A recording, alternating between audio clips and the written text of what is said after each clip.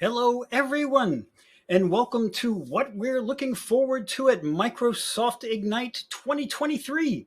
Today's webinar is sponsored by Veeam and produced by Actual Tech Media. I'm Keith Ward, a moderator with Actual Tech Media, and I'm really happy to be here for this especially timely presentation. But before we get to today's content, we do have a few housekeeping items you need to know about that'll help you get the most out of this session. First off, we want this to be an informative event for you. So we encourage any questions in the questions box in your webinar control panel.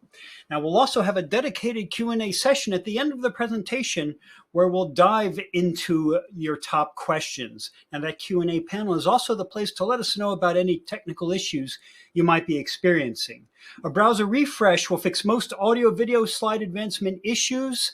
But if that doesn't work, let us know in the Q&A and we'll provide further technical assistance. And I'll mention it one more time because it does happen often. If things go sideways, refresh your browser. That is your first line of defense. All right, in the handout section of your webinar control panel, you'll find a bunch of great resources, including a Veeam guide to getting started. Now, other resources there you'll find include a link to the Gorilla Guide Book Club, where you can access our vast library of printed resources on technology topics. There's also a link to the ATM Event Center, which has our calendar of upcoming events. We've got a bunch of really cool stuff coming up. Check that out and sign up today if you see one or more that you like. All right, finally, at the end of this webinar, we will be awarding a $250 Amazon gift card to one lucky registrant. Of course, you must be in attendance during the entire live event to qualify for the prize. So basically, yeah, you got to stick around, but why wouldn't you? The official terms and conditions of today's prize drawing can be found in the handout section if you want reading material to put you to sleep. All right. One of the best benefits of this and any Actual Tech Media event is the opportunity to ask a question or two or more of our expert presenters. And to help encourage those questions, we have a special additional prize for you. That's another Amazon gift card, this one for $50 for the best question. Once the event is over, we'll look at all the questions that come in, pick out the very best one, in our opinion, and contact that prize winner. So lots of ways to win today. And with that, let's get to the good stuff. It's time to introduce our speakers today, and it is truly my pleasure to introduce you to Leah Troshanecki, Principal Product Marketing Manager for Public Cloud, and Sam Nichols, Director of Public Cloud, both for Veeam. They are on and ready to go. Leah, the floor is yours. Please take it away. Amazing. Thank you so much. So once again, good morning, good afternoon, everyone. My name is Leah Troshanecki. I am the Principal Product Marketing Manager on our Public Cloud team here at Veeam. And we are so excited today to talk about Microsoft Ignite. Microsoft Ignite is a major event that Microsoft puts on every year. And it's really evolved in a post-COVID world. Normally with events, you have that opportunity to really go in person. There are standardized tracks. It's, of course, chaotic. If anybody goes to any other major trade show event, I know we usually go to AWS reInvent every year. Absolutely can have some chaos. But what we wanted to do today is talk a little bit about why Microsoft Ignite is pretty unique this year, in that I think they had an opportunity to do a fully in-person event, just like pre-COVID times. And instead, they decided to keep this event very hybrid. So I think a hybrid event kind of brings some unique challenges, but a lot of really amazing opportunities to broaden who all can experience all of the learnings and all of the amazing trends and best practices that are going to be coming to market around Microsoft Ignite's timeframe. So we wanted to talk a little bit about how you can get the most out of Microsoft Ignite, what we're really looking forward to, and then ultimately give you guys a sneak peek of what Veeam is is actually going to be talking a bit about at Microsoft Ignite this year, including some sneak peeks into our upcoming product launches. So for those of you who are unfamiliar with Veeam, or maybe you know somebody who uses Veeam, or maybe you're even a Veeam user yourself, I think there will be something in it for everyone here on this webinar. That said, we are hanging out on the Q&A as well. This is live. I am calling in from Columbus, Ohio, in my home office near the Ohio State University campus. And we're really excited to chat with you guys. So in the Q&A, we would love to hear from you guys, where you're calling in from, and also anything that you guys are excited to hear about at Ignite. What are some of the top trends, the speakers you're most excited about? And any questions you might have about how to get the most out of Microsoft Ignite. For me personally, I've been in the Microsoft ecosystem for many years. I'm an ex-Microsoft employee myself. And actually at Veeam, one of my roles is to also help put on our annual user conference, VeeamON.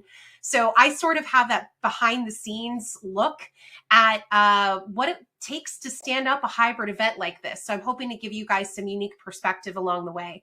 And I'm joined today by my boss, Sam Nichols. He is going to talk quite a bit about really what Veeam is all about and excited to talk about at Microsoft Ignite. And the two of us are going to give you guys that sneak preview in what's to come with the Veeam Data Platform's next version, covering Microsoft Azure solutions, Microsoft 365, some security elements as well. So we have lots to talk about today.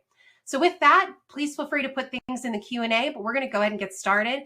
What we're going to start with today is talking about Microsoft Ignite and how hybrid events are really the new normal for Microsoft, and giving you guys a better picture of how you can get the most out of attending Microsoft Ignite. Then we're going to talk about what Veeam will be talking about at Ignite, and of course, give you that sneak peek of our upcoming announcements. So with that, let's go ahead and get started. Now, when you go to the Microsoft Ignite webpage, you'll see that they actually have this new thing called "Who is this event for?" And I thought that was really helpful to take a look at, because I think that the IT landscape is pretty dramatically changing, and it's bringing in so many individuals in and outside of IT. And of course, IT has evolved. I think there's traditional IT services that we'll always be a part of, but now we're seeing developers want to come and learn more about Microsoft solutions. We're spending so much more time with our internal security teams. I know here at Veeam, we are really building our security story, and we'll talk more about that later in the presentation. But in doing so, we're actually having this great opportunity to talk more with our internal security teams. So our governance and compliance teams, our incident response teams, and learning just how different their day-to-day lives are is pretty fascinating. But the fact that even some of our own internal stakeholders want to attend something like Microsoft Ignite, I think that's really different than in years past. Now, one of the major things I've alluded to is that Ignite is really going all in with hybrid event experiences. Of course, Microsoft has this Teams solution. I use Teams every single day. And previously, when I was at Microsoft, I was on the OEM devices team supporting the Teams Rooms partners. And I think that that can give you a kind of idea of why maybe Microsoft is looking to really go all in on hybrid events. It's because they really believe that you can engage with and learn from anywhere. You don't have to have that in-person experience. So this year with Microsoft Ignite, there is a small Microsoft Ignite experience happening in person at the new Seattle Convention Center.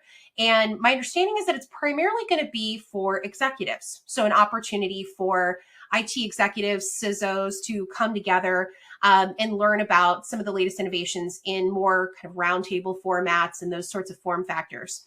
But what that then means is that the online experience is going to be extremely rich. There is tons of content.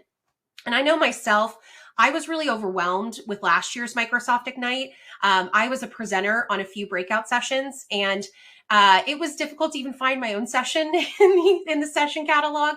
So today we're going to talk a little bit about how you can navigate some of those sessions. What might you be looking for? Who are some of our favorite speakers that we've seen in years past? And hopefully that can give you some things to think about once the Microsoft Ignite agenda launches, so that hopefully you can build an agenda that really works for you and maximizes your time. Of course, the great thing about Microsoft Ignite being online is that it's free. It's free to attend. That means anybody gets to experience this. That barrier to entry is low. So the commitment may be lower, but it is still a time commitment. So we're hoping to give you guys some better tips and tricks to sort of navigate all of the content that will be available at Microsoft Ignite. So with that, one of the things we wanted to talk a bit about is some of the topics that we think we're going to hear a lot about at Microsoft Ignite. Now, as a Microsoft ISV partner, we get kind of an inside look into Microsoft's strategic initiatives heading into each fiscal year. And so we already have some idea of some of the things that we think they're going to be talking about at Ignite. And the number one top of mind topic, unsurprisingly, is going to be AI this year. So if you happen to go to the Microsoft Ignite page, you'll see that the word AI is painted everywhere on that page. And in fact, if any of you guys on the line are partners, you'll see that Microsoft changed its partner program name to include the word AI. And we'll talk a little bit about how AI is popping into some of Microsoft's solutions, and how you can learn a little bit more about it, who some of the thought leaders are going to be from Microsoft talking about their AI position. But we're really excited to hear more from Microsoft. I think whether we're talking to IT professionals, security teams, even us internally, we are really combating and dealing with this new world of AI, generative AI. How do we handle things from an ethics perspective, from a compliance perspective? So I'm really excited to hear from Microsoft and some of Microsoft's leaders about what's really top of mind for them and how they're hoping to innovate in the space. Additionally, as you saw from my title and Sam's title, we are on our cloud team.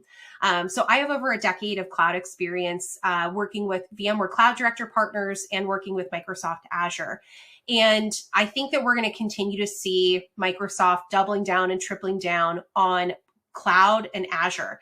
But we're going to talk a little bit about kind of how Microsoft approaches these different solution areas. And I think it'll give you a peek at what's to come from Microsoft specifically around cloud. Additionally, we fully expect security to be top of mind. And it's top of mind for us here at Veeam as well. I'm sure if you frequent trade shows, you probably cannot escape any social platform right now without hearing about some of the awful experiences that Caesars and MGM are experiencing right now. I think ransomware and other cyber attacks are very top of mind for everybody in the industry.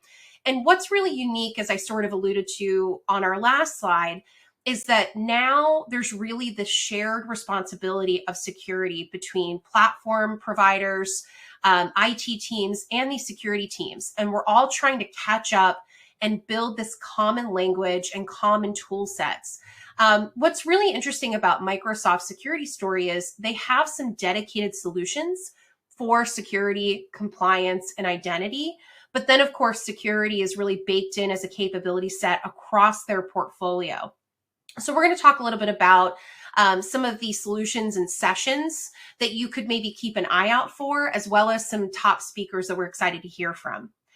And then finally, of course, Microsoft has always been the modern work vendor. Veeam has had a long history playing in the modern workspace. Specifically, when Microsoft is talking about modern work as a category, they're referring to Microsoft 365, some of the Power Apps that are included in their solution set.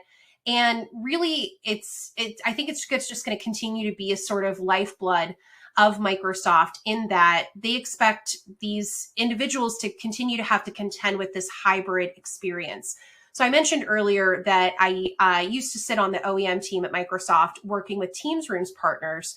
And that was, I think, a really interesting experience to get to see how Microsoft was really doubling down on hybrid work and how we can enable teams to work asynchronously. So I expect to see a lot of that to continue, but as we'll talk about in a minute, I think AI is going to continue to bleed more and more into that solution category. So I think you'll see AI, certainly cloud security, but especially modern work, play a factor in a lot of what Microsoft's announcements are going to be coming up in just a few months. So with that, let's talk a little bit about how you can experience Microsoft Ignite. I think as individuals, again, my background is as a product marketing manager, but I've had the real privilege of getting to put together some of Veeam's experiences with first-party events. And it's really interesting to see how we're all trying to innovate on the form factor of events so that we can try to meet folks where they are. For example, now that we all work from home and we'll be experiencing this event from home, the reality is we're all going to have very short attention spans. We're seeing trends like dwell times going down. So how long might someone dwell on a piece of content? What are some common trends of, what's going to lose somebody's engagement pretty quickly? And so based on that, I'm really excited to see a lot of the form factors that Ignite has already announced for this event. Of course, there will be a keynote. And they've already said that this keynote is really going to focus on AI and AI leadership, especially around AI ethics. And if you want to get a kind of preview of some of the things that Satya is going to talk about, you can actually go to the Microsoft Ignite site right now and check out their most recent podcast episode. They've launched a dedicated podcast called Microsoft Unplugged, specifically for Microsoft Ignite. And they're giving a bit of a preview, just like I am here, about what's to come. But specifically, I thought their section about the keynote was really interesting. So I definitely recommend checking that out now. One of the form factors that they did last year that I absolutely loved and really responded to was some fireside chats. So when you go to the Microsoft Ignite platform, you can actually still see all of the breakout sessions from last year's Microsoft Ignite. They've kept all of that content live for you. And if you click on keynotes, you'll actually see that there's about 30 keynotes. And that's because about 20 of those keynotes were these sort of fireside chats. They were these conversational seating sets where some of Microsoft's top executives and subject matter experts came together to talk about some of the major trends in the industry. And in just a little bit, we're going to talk about some speakers to watch. But one of those speakers in particular that I just consumed a ton of content from was Scott Guthrie, who is their Executive Vice President of Cloud, and also now their Executive Vice President of AI. Last year, I heard a lot of his cloud sessions, but I'm really excited to hear from Scott what he has to say about a lot of Microsoft's things that they're contending with AI. And I think Microsoft talks a lot about ethical AI around generative AI. So I'm really excited to hear from him in these sort of fireside chats. I find them really easy to watch and consume. Now, for those of you who want to really interact with technical content, of course, we all do. This is where I found it to be a little unruly, right? Because there's just so many breakout sessions. And so the way that Microsoft is likely going to organize everything is by solution area and by industry. And industry is becoming more and more important and prevalent within Microsoft's content because they're starting to organize around industry clouds. So as I'm looking at some of the attendees here, I see some folks from financial services, from higher ed. I think you'll find that when you look at Microsoft's content, you're going to see more and more content organized specifically around the things that are unique for your vertical. And I think that's really helpful to see a sort of solution stack all put together for your specific industry.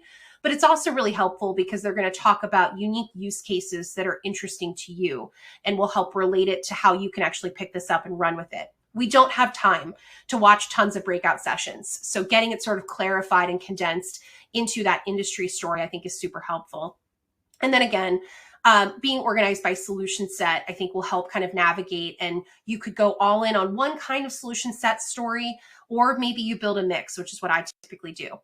Now, something that we learned from our experience of building Veeam on is that more than ever, folks really want to just cut through the noise and put their hands on the products. And in years past, when you had kind of traditional infrastructure plays, you could really only run demos in an in-person environment. But through the advent of COVID, we've seen this tremendous burst of live demos streamed online, as well as hands-on labs. So if you look at the Microsoft Ignite agenda, you can already see that live demos are going to be more and more important to this year's experience. And I think that's really critical as they've chosen to not have such a big in-person experience. You're actually going to be able to integrate live with some of these subject matter experts, not only from Microsoft, but also from some of the sponsors. So this will be a sort of one-stop shop to see a lot of different innovations all in one place, cutting through the noise and just seeing it for yourself with those live demos, being able to ask questions to those subject matter experts. So I think that's pretty cool. So those are some of the form factors and some recommendations of how you can maybe cut through the noise and build a really effective agenda. I want to talk a little bit about solution areas that you can expect. As a Microsoft partner, we get to see how Microsoft sort of figures out how to categorize the hundreds of solutions that they have available. And I think you'll see solutions kind of organized around these specific topic areas. So as an example, under data and AI, that's where you're going to see a lot of the AI specific sessions. Now, what we expect them to talk about is the suite of Copilot solutions that they have available. And Microsoft Copilot, for those who haven't been keeping up with Microsoft's AI announcements, is all about baking AI into a lot of their Microsoft solutions to help you interact with those solutions better. One of the things that we're really contending with here at Veeam is we're used to end users who all look the same. We're used to just interacting with folks who deal in the data center and use backup day in and day out. They're experts at what they do. But over the last 5 or 6 years, we've seen a lot of new kinds of users who want to interact with backup solutions. For example, we have a new solution that's been out for a couple of years now called Veeam Backup for Microsoft Azure. And of course, our traditional end user that we have in our heads is the backup guys.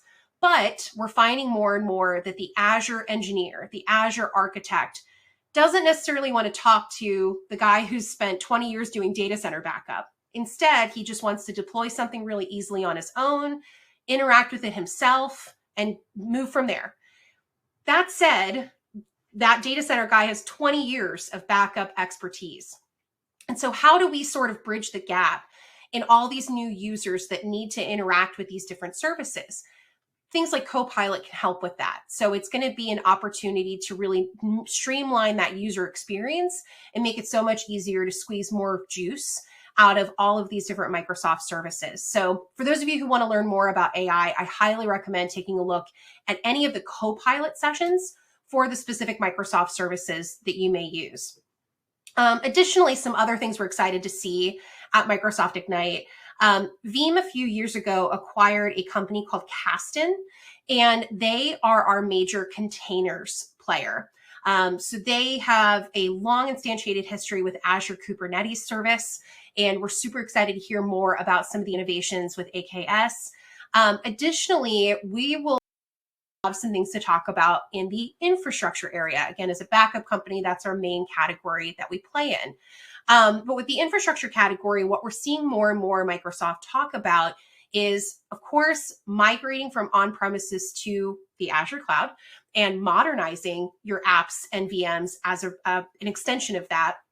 But we're also seeing more and more Microsoft talk about hybrid and multi-cloud solutions. Now, Microsoft is kind of uniquely positioned versus some of the other major hyperscale clouds to tell that hybrid cloud story. But it's really exciting to see them continue to have a multi-cloud story, recognizing that so many organizations, and again, I'm seeing a lot of big names in here, so I can imagine very complex infrastructures. I think they're going to continue to push into recognizing that you all probably have multiple clouds. It's a best fit cloud solution for whatever your organization's trying to do. And I'm really excited to see what solutions they have to continue to fill in that story. Super exciting. So with that, I want to just talk about one more thing before we spend a little time talking about what Veeam is going to talk about at Microsoft Ignite.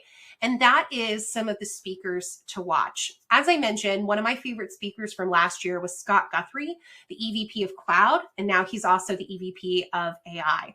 I found his sessions to be incredibly compelling. I learned quite a bit. And somebody that I also really loved hearing from was Erin Chappell. She's the CVP for Azure's core services. And I'm really excited to see, some of those innovations around hybrid and multi-cloud coming from her org. We're also really excited to hear from Charlie Bell. As I said, we're seeing as a trend more and more security is becoming top of mind for everybody. It's becoming everybody's job. But we're also finding that there's a ton of anxiety around skill gaps, lack of shared language. What's the best framework to use? Do you use NIST? Do you use zero trust and least privilege? And what does that even mean? Well, folks like Charlie have become experts in the field, and I think he's going to help cut through the noise and show how security is baked into every single service at Microsoft, but really raise it up to that so what level to make it approachable and easier to deal with. And of course, we expect to hear from Satya. We know he's going to do that keynote, but he inevitably ends up having several other sessions at Ignite that we're super excited to hear about. And speaking of other speakers, we fully expect to get to see lots of great Microsoft partners in their ecosystem. You know, Microsoft is one of those rare, ubiquitous vendors that touches every part of our lives, from our personal digital lives to our business lives at the enterprise level, at the SMB level. They're dealing in security and remote work. They're really touching everything. And in order to do that, they have amassed a very significant partner ecosystem of systems integrators, software vendors like us, hardware partners, you name it, they work with them. So we're super excited to sponsor this year at Microsoft Ignite. I don't think they've announced their full list of sponsors just yet, but we're really excited to see a lot of our own alliance partners there, especially a lot of these alliance partners that are in the storage space. As we said, I think Microsoft is very committed to hybrid cloud infrastructures. So we're really excited to see a lot of our fellow partners there on site and, of course, online. With that, that's everything we wanted to talk about with broader how to get the most out of your Ignite experience. What we want to do now is talk a little bit about Veeam and what Veeam is going to be doing at Microsoft Ignite. So I'm going to take a break. I've actually been coming off of COVID, so my voice is a little hoarse and a little lower than normal. So I'm going to give myself a break and turn it over to Sam to kind of introduce those of you who maybe are unfamiliar with Veeam, what we're all about and how we play with Microsoft. And then we're going to tag team moving forward, talking about some of the things we're excited to talk about at Ignite. So Sam, over to you. Thanks, Leah. And I don't think anyone would have guessed that you're coming off an illness. You were on a complete roll there. And I know that we had planned on kind of co-talking about some of these things, but I just let you go on your roll. So take that well-deserved break. And thanks for introducing us to, how Ignite is going to shape up this year. As we kind of got off the back of COVID and events started getting back into person, I know everyone was really excited to get back in person. That energy, the networking at all of these events, you just cannot replace it with a virtual event. But the hybrid approach that Microsoft's taken is fantastic, right? It takes away that barrier to entry in terms of cost, in terms of travel, and sometimes in terms of time, and really helps you understand exactly what Microsoft is doing across all those spaces you introduced us to. So super excited for Ignite as well. And then also very excited for kind of what Veeam's going to be showcasing at Ignite. And it kind of, a lot of it at first glance really aligns well to kind of what you were talking about in terms of hybrid and multi-cloud infrastructures. Our own research and any other industry research out there is showing that, I don't want to say that the data center is being deprecated, but the public cloud, typically the three hyperscalers, obviously including Microsoft's own Azure, has quickly become the de facto standard for deploying new workloads, new machines, new databases, new file shares, new applications, but then also has become a target for migrating and refactoring our existing workloads and applications to the public cloud. So we are absolutely living in a very hybrid world, and it shows here that almost twice the amount of workloads living or that we have in play are on the public cloud versus virtualized workloads on premises. And we still have a significant amount of physical workloads living on premises. That absolutely is seeing a bit of a declinature. Virtual has pretty much plateaued and staying around that quarter mark, but cloud just continues to take off. What this one doesn't necessarily show is the multi-cloud nature of our organizations. And I think multi-cloud initially was an accident, right? We started having these new teams that needed services and applications, and all they had to do was go to any of the public cloud providers enter a few credentials, swipe a credit card, and off you go. You've got hundreds, if not thousands, of services at your fingertips that you can deploy instantly within a matter of seconds or minutes. And we kind of stumbled across, Team A was choosing to use AWS, Team B was choosing Microsoft, Team B was choosing Google, so on and so forth. It was an accident, right? And it became very, very messy. But now multi-cloud is becoming a much more intentional and purposeful decision as organizations look to diversify their infrastructure. And I think that might be, or it certainly is being driven by some clouds are better geared towards some services than others, but also from a cost lens as well, right?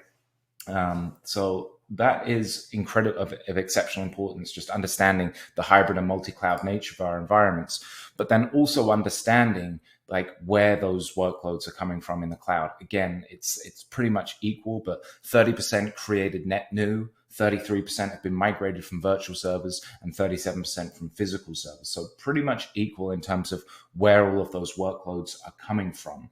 And this is, really, it's just a migration, right? Taking something that might live on a physical or virtual machine on premises and running it in the exact same monolithic 3-tiered architectural approach in the cloud. And does it work? Absolutely. But the next step is really to start to go cloud native, right? Refactor our applications away from that traditional monolithic 3-tiered application approach of an app server, web server, and a database, and move more towards microservices, serverless functions, containerized workloads. So very important to keep in mind there as well. And that's really all about taking advantage of everything that the cloud has to offer, including the ability to drive cost efficiencies by taking that cloud optimized approach.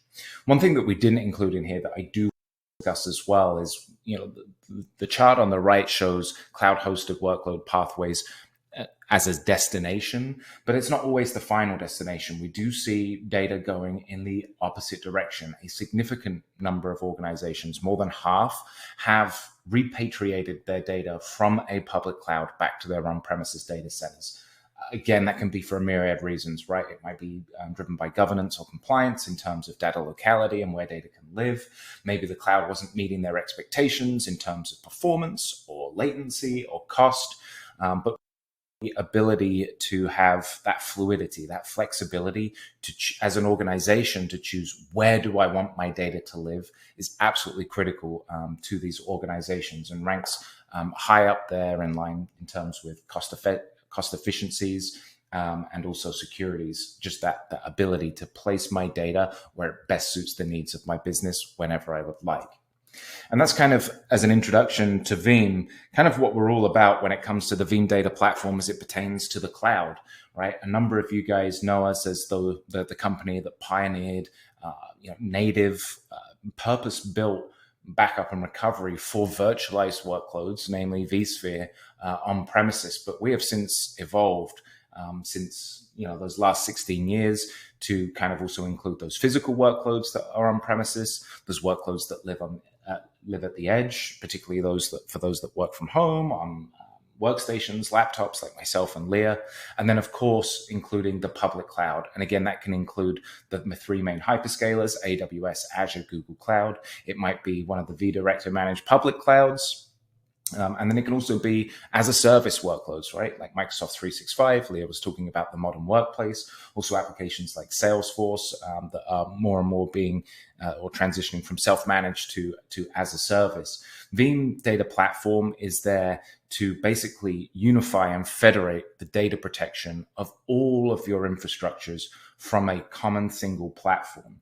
And we don't necessarily want to take round or square pegs and fit them in round holes by taking a one-size-fits-all approach. We always purposely build native solutions that utilize specific APIs made available by these platforms, integrations made available by these platforms, in order to give you that purpose-built data protection without the headache of having to manage multiple different point products in silos that are very expensive. There's a lot of training involved, and there's not a lot of visibility across those. And governance and compliance is definitely creeping up there in terms of how important it is to these organizations, making sure that all of my data, wherever it may reside, is appropriately protected in line with my organizational expectations of service level objectives, as well as compliance and governance, whether that's mandated by some regulatory body, like Leah said. We've got FISERV, or financial services. We've got healthcare companies on the call right now. HIPAA, High Trust, SOX, SEC, all have a lot to say about data locality, data retention, data access. And again, all from a security and governance lens. But it isn't just about backup and recovery. We also want to include things like monitoring and analytics as well. So you're able to better optimize your environment and help prove that governance and compliance. And then we also layer that with recovery orchestration as well, taking what is typically a very manual task that is error prone and can take time, and taking the pain out of that by building pre-validated orchestration plans for things like disaster recovery, whether that is within the data center, to an offsite data center, or even to the public cloud like Microsoft Azure.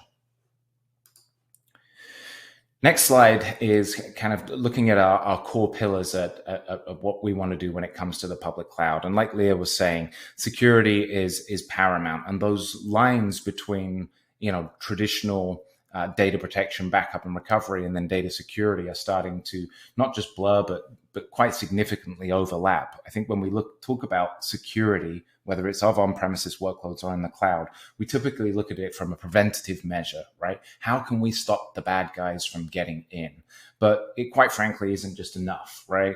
We've got Murphy's Law that tells us, what can happen will happen. And ultimately, these bad guys have an unlimited number of attacks from multiple different vectors in order to gain access into your environment. Only have to be right once to get in and start causing havoc. You, on the other hand, as the good guys, you have to be right 100% of the time at keeping those guys out. And it's pretty much impossible to do, as is witnessed with kind of what's going on with MGM. I mean, if you have a look at how those guys got in, they went on LinkedIn, found someone's profile, called the help desk. That was their inroad. So we also need to look at it from a remediative perspective, and that's where secure backup and recovery, right? Being able to rely on our backups and the integrity of our backups. So if the worst does happen, not only are we able to recover our environments with a clean set of data, but we're able to do it quickly. And that's what the next pillar is about, rapid recovery. And we really focus on recovery from an entire data center or an entire subscription within Azure. It might be on a per instance basis, right? So on a per VM basis, per SQL database, per Azure Files file share. And it might even go down to the file level recovery component as well, right? It is just one individual file that's gone missing. Why do I have to recover the entirety of a machine, which is going to be much more resource intensive, longer, and more expensive to do than just that individual file? So it's not just what, though, it's where. And again, we kind of spoke about Veeam's non-prescriptive approach to data protection and recovery, where your data should live. We can absolutely help you migrate and recover that data across all of these platforms. So if you have a workload that lives on premises and your on-premises infrastructure is no longer viable or available due to some sort of disaster, we can absolutely recover that data to, for example, Microsoft Azure. Or conversely, you might have a workload running on a public cloud provider platform and you want to migrate or recover that to a different provider, AWS to Azure, Azure to AWS, the list goes on. You can absolutely do that with Veeam. And then again, the other final scenario, which is bringing the data back on premises, whether that is a copy of a backup or actually doing a full restore back on prem. Again, our goal is to be as minimally prescriptive as possible, not only through our technology, but through our licensing schema. So you don't have to worry about, managing software licenses that are specific to individual solutions. We've got a universal license that is as portable as you need your data to be. And then the final piece is around efficiency. And namely cost efficiency. Flexera's State of the Cloud 2023 report actually showed that from enterprises to small, medium businesses, their number one cloud challenge is not security this year. It is actually reducing spend within the cloud. Or I shouldn't say reducing, it's controlling costs within the cloud. And backup can absolutely be a big cost center when it comes to the cloud. We're dealing with copies of often large data sets that have to be stored and sometimes stored for quite an inordinate amount of time. Being able to do that as cost effectively as possible without hurting the integrity, the reliability, the retention of our backups is critical, so we can free up that capital and then go and invest that in other innovative areas of our business to drive it forward, like AI, as Leah was talking about earlier. Leah, how's your voice doing? Anything that you want to add on here that I might have missed? Nothing that I want to add. I just want to mention that we're getting some absolutely incredible questions coming in the chat. I'm going to save all of these to the end, but please keep bringing these questions in because they're absolutely fantastic. Asking questions about what we're excited to hear about around AI, specifically at Ignite, asking about how Veeam actually keeps bad guys out. We have a lot to say about that one. So keep those questions coming because I think we'll be really excited to chat at the end about a lot of the chatter that's going on. Okay, so kind of onto the layered security component. You can see on the left-hand side, we've included some customer testimonials and quotes from folks that are using the Veeam solutions. I'll kind of just leave those up there versus going over them in terms of looking at time. But Leah, why don't you walk us through Veeam and Microsoft Defender and what we're doing there in terms of a security approach? Absolutely. So I mentioned earlier that Microsoft has a suite of security solutions, some of which are standalone dedicated and others are baked into a lot of their offerings. Microsoft Defender is the former, right? It is a dedicated security solution. And for several years now, Veeam has actually integrated with a solution called Microsoft Defender by leveraging one of our features called Secure Restore. So I'm going to cheat on myself, but I just said that we're going to answer questions at the end because I want to use one of the questions in the chat to broaden the story a bit. So I got a question from David. How do you keep the bad guys from getting in? Do you use RBAC? And the answer to that specific question is yes, we do use role-based access controls. And in fact, we're going to talk in a little bit about some enhancements we're making to all of our access and privilege management in just a little bit. But I want to broaden it a little bit and talk more about assuming risk, right? Assuming breach. So if you just operate under an assume breach approach, I think that this is where this Microsoft Defender tool can really come in handy. One of the things we're trying to do internally at Veeam is align to the NIST cybersecurity framework. For those who don't know, the National Institute of Science and Technology within the United States is one of the foremost creates one of the foremost frameworks for cybersecurity that's used around the world. And specifically, they have 5 categories. They're actually going to be updating these categories. They recently closed taking feedback from the community, and they're going to be launching a new version of this framework in February. So that's a fun thing to keep an eye on. But for now, the NIST framework is identify, protect, detect, respond, and recover. This secure restore feature comes into that very last part, which is recover. If you assume breach and something happens, then what do you do about it? How do you respond and how do you recover? With that very last part, recovery, it's so important that you've gone through all these steps, you've gone through your plans, you've panicked, you figured out what you're going to do, you get ready to recover your data. You need to make sure that you're not reinfecting your environment. And we're going to talk in a minute about immutable storage and how you can avoid an infection in the first place. But if you want to do a final check, Veeam actually integrates with Microsoft Defender and uses that antivirus scanning to scan the backup and make sure that it is clean before you mount it and push it to production. So that's a really exciting tool that we've had for several years now. It's really talked about a lot in our communities, and we do integrate with other antivirus solutions as well, including ESET and a few of the other major ones. But it's a really great opportunity to know that you have that ability to respond without reinfecting your data. And Sam, do you want to talk to us a little bit about having the confidence that you can recover with immutable storage? Yeah, immutability is so critical nowadays. Before I talk about what immutability is and how we're using it, I want to talk about why. Now, ransomware isn't something new. I can remember dealing with ransomware 10 plus years ago. It's just so pervasive now. That's the problem. And with its pervasiveness, it's evolved. The way that attacks happen have evolved very, very quickly and quite significantly. So what we initially saw were folks, this is the first evolution of backup, but folks not paying the ransom, because instead of paying the ransom and getting the encryption key and unencrypting their data, they just chose to recover from a clean backup. And the bad guys caught on to this and was just like, okay, well, I'm going to start to attack the backups as well as the production data. And then when that happened, that's when we start to introduce things like immutability. Right, so immutability is all about placing that data in a write once, read many state. And once it's been placed in that write once, read many state, and a policy that you've applied for how long it's in that state for, it cannot be encrypted, it cannot be changed, it cannot be deleted. Even by like the root account, the admin account, nobody can delete that data. And if they somehow manage to usurp that, Azure has provisions in place to help overcome it. But immutability is critical, because once that backup has then been committed to that storage, in this case, Azure Blob Object Storage, it cannot be changed. So if a bad actor does get into your environment, if they do manage to navigate through the principle of least privilege, zero trust, and we'll talk about that in a little bit, and gain access to your backups, they cannot then encrypt those backups, and you can be assured that you're going to be able to recover from those backups, provided that they haven't been infected previously, which you can scan for and everything.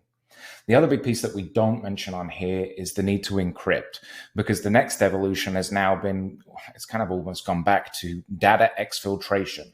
Okay, you're not going to pay me my ransom because you're going to recover from a backup. But now what I'm going to do is going to take that sensitive data within your backup and leak it out over the internet unless you pay the ransom. So you've got to encrypt your data, because if you don't encrypt it, someone else will, but you've got to encrypt it. So even if people do gain access to it and cannot encrypt it themselves, they cannot read that data and leak that data. So critical tips there in terms of how to manage your backups as part of a well-rounded security strategy.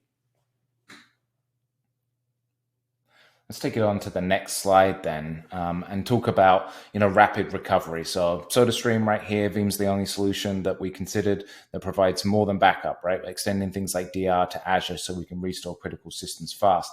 Leah's going to talk about that from an orchestrator perspective in a second. But, Veeam Backup for Microsoft 365 is the ability to securely back up Microsoft 365 services to any location, including Azure itself. And what's, some of the big things that have changed just even in the last few months.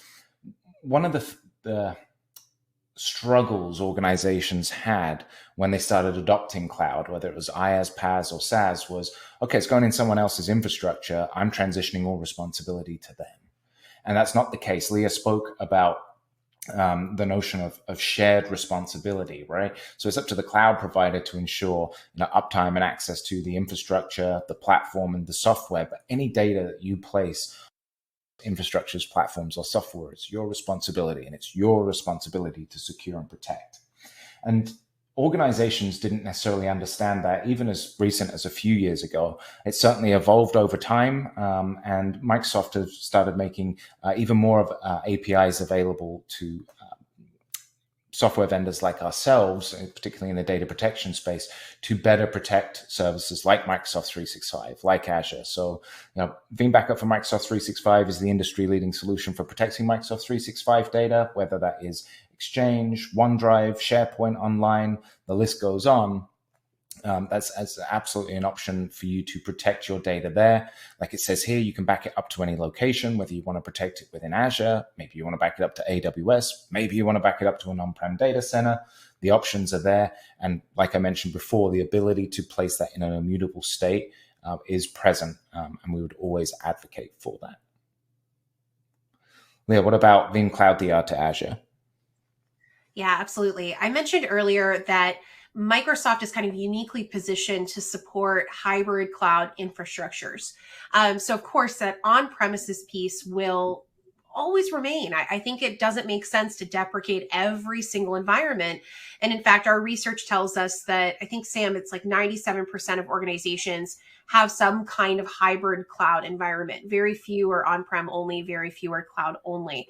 And so the great thing about the Veeam Data Platform is that we also account for that, this idea of hybridity. But of course, folks love to use the cloud for lots of use cases. And one of those is always DR.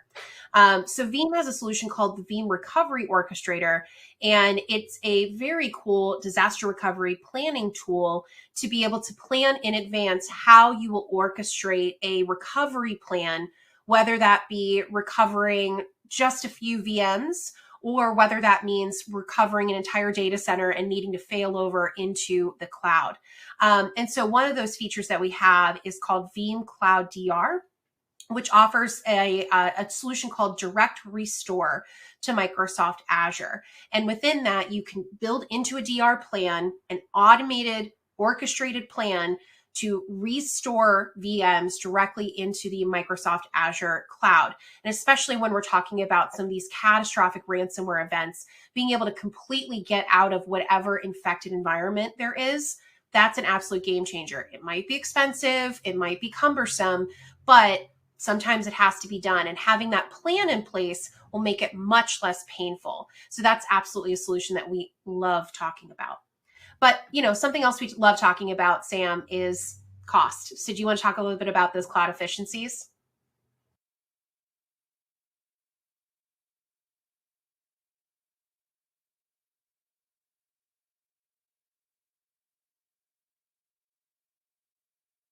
So Veeam does, and it checks so many boxes. So Ciox Health essentially deals with federating medical records across multiple different healthcare providers across the country. So if you're taken ill, not in your home state or town, and they ultimately have easy access to your medical records to provide you with the best care. Ciox Health was in the data center business, and over the last number of years have kind of gotten out of that and managed to consolidate into a single co-location, as well as the use of Microsoft Azure and AWS. So they got production workloads running across all of them. And then what they choose to do is, of course, protect all of them within that, but then do cross-cloud backup and recovery. That includes things like immutability. But the real interesting piece is I believe they're backing up 500 terabytes a day across different clouds. So yes, they are exfiltrating data from one cloud and importing it into another, with a monthly spend of just $20,000 for backup and recovery. That includes millions upon millions of medical records, like I say, 500 terabytes a day. It includes the cross-cloud, cross-regional traffic, all the storage components, the licensing piece. Ciox Health have done a fantastic job, and that ultimately allows them to, again, free up that capital and invest it in other transformative initiatives to ultimately better their business and drive better patient outcomes. I'm going to talk about Veeam One monitoring and analytics here because this visibility, right, this observability of all of our environments is so critically important. And I spoke a little bit earlier about we live in this multi-cloud world. The way that you protect AWS is different to Azure, is different to a VM on-prem, is different to a physical workload, is different to a laptop. And that typically involves multiple different tool sets from multiple different vendors. Veeam can not only help unify the protection and recovery of those, but also the monitoring and analytics. And this is huge for that governance and compliance piece, right? I can now have that unified visibility into all of my different environments, understand what workloads I have. Are they being protected? Are they not? Are backups failing? Are there warnings? Are there successes? And I can build these reports to prove my readiness. I can look at something goes wrong. And again, that isn't just, infrastructure as a service, platform as a service, and self-managed workloads, but it also extends to software as a service workloads like Microsoft 365. So Veeam One is absolutely a huge piece that, again, isn't just for VMs on-prem. It is for everything. And why don't you just talk about a little bit about our Veeam Backup for Azure, Leah? Absolutely. So Veeam Backup for Microsoft Azure is the solution I cover, and it is a native policy-based solution that makes it really easy for Azure teams and backup teams alike to be able to natively protect VMs, databases, file shares, and more, all within a really easy to use interface. So it's absolutely a critical part of any Veeam plus Microsoft Azure offering. But what's really cool is that coming up in our next release, we have several very cool enhancements coming to Veeam Backup for Microsoft Azure and some of our other solutions that we've talked about for on-premises data protection. So Sam, I know we're getting short on time. Why don't we give folks that sneak peek? Yeah, a little bit of a sneak peek. And what have we got? About 5 minutes left and a few questions. So the first one that I'm really excited about is the ability to back up Azure Blob. Obviously, not just back it up, but restore it. And that is going to be to any Veeam supported repository, whether that is back on premises or to another cloud hosted repository. Maybe it's another blob, maybe it's an Amazon S3 bucket. But one of the big questions that this is a huge feature. Some of the folks that don't necessarily understand is like, why backup blob? Isn't this normally a repository in and of itself? And it really comes down to this evolution towards cloud native workloads. And within that evolution, we're deprecating virtual machines and going for things like functions as a service, as well as other microservices. So in the Azure world, that's like Azure FAS. And instead of using maybe a database or a file share for the reference data, organizations are actually using object storage, right? Object storage has made some huge leaps and bounds in the last few years in terms of performance while still being very, very cost effective. So organizations are kind of defaulting to having that reference data that's running those production workloads living in Blob. They need to be able to take a backup of that, just like any other database, any other file share, any other structured or unstructured data set. It needs to be protected. So very, very excited to be able to deliver Azure Blob backup. And again, as you go from that, motion of going from on-premises to cloud hosted to cloud native, Veeam is going to be able to be with you along every step of the way using the same solution and the same license. So very, very excited to introduce this. The other piece is going to be Azure VNet backup. So the virtual networks that help power your Azure environment can now be backed up and restored. But quite frankly, my most favorite feature is compare. Right, we've got some folks that might go in there and change some of our VNet settings, and it brings our entire environment to a halt. Sometimes it's hard to even know what's done it. Veeam Backup for Microsoft Azure is going to be able to actively show you within the user interface, here is what it was like at this point in time, and here is what it's like today. And you can even just check a box and say, just show me what's different. So if you can see that someone's changed some sort of subnet or whatever it might be, you can just quickly go and remediate that. You can also export it. You can recover it to an alternate location. So that's great for things like disaster recovery, migrations, dev test as well, but a huge new feature there. And then the final one is we're getting more granular with our Azure account permissions. And this aligns well with David's question around RBAC. Yes, we absolutely do RBAC, but as an organization, you should always be looking to align to the principle of least privilege. So essentially giving a human, a person, or even like an application or workload, the minimum amount of privileges that they require to do their job, no more, no less, and continuously rotate those privileges.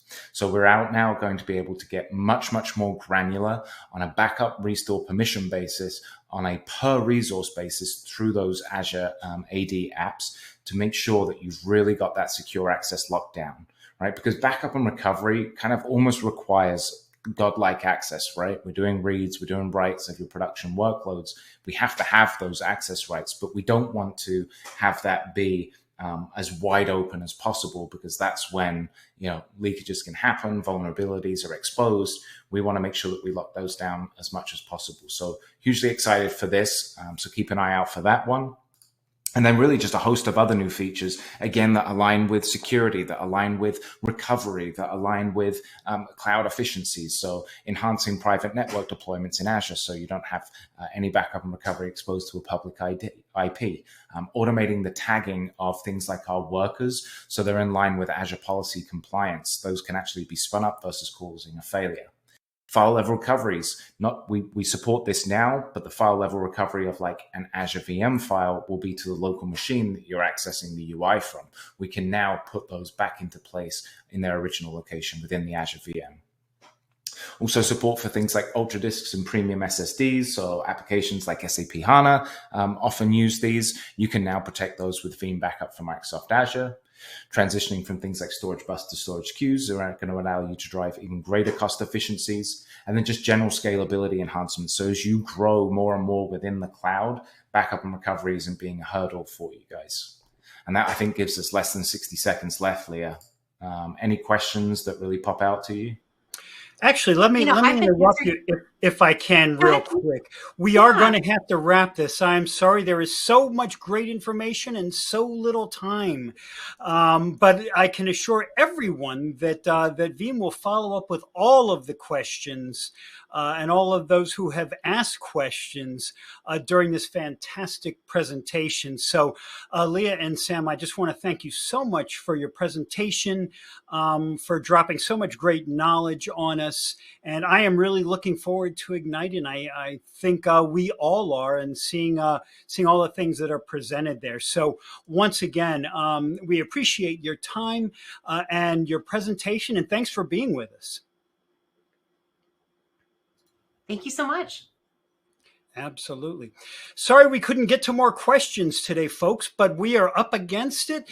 And we appreciate all of you sticking around and for your engagement. You were asking so many good questions. And as I mentioned, they will not leave you hanging out there. They will be following up to get those questions answered. So we are wrapped here for today, but we do have one more bit of business before we let you go. It is the time to give away the $250 Amazon gift card prize drawing. As I mentioned at the beginning, you do have to be present during the entire event to be eligible for the drawing. And the winner of the drawing for today is Steve Ravesky from Kansas. Congratulations to you, Steve. We will be in touch very soon to get you your card. And what a fun day this was. I am old enough to remember when Microsoft's main show was called Tech Ed, and I used to cover it as a journalist. It was a lot of fun then, and it's going to continue to be a lot of fun. But with that, everyone, we are wrapped for today. On behalf of the Actual Tech Media team, I want to thank Veeam for making this event possible. I want to thank all of you attendees for sticking with us. Such a great presentation here today. And thank you for being with us, for spending part of your day with us. It's always a pleasure to be here with you. That does conclude this event. Have a great rest of your day.